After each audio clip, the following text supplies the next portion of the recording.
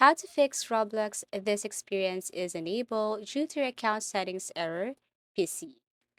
First thing you have to do is to log into your Roblox account and then look for the gear icon. Tap this one here. Now go to settings. And then under settings, what you want to do is to simply look for privacy.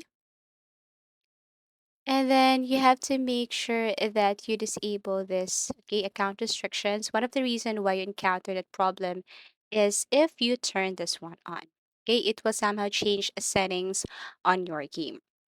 Next thing to do is go to parental controls and make sure that you have clicked this allowed experiences 13 plus or 17 plus, or anyone can play the game. Make sure that you tap this all ages too, suited for everyone, because if you tap not suited for everyone or ages 9 below, something like that, then you might encounter problem like this. Now go back to Roblox and see if you can now tap this green button here.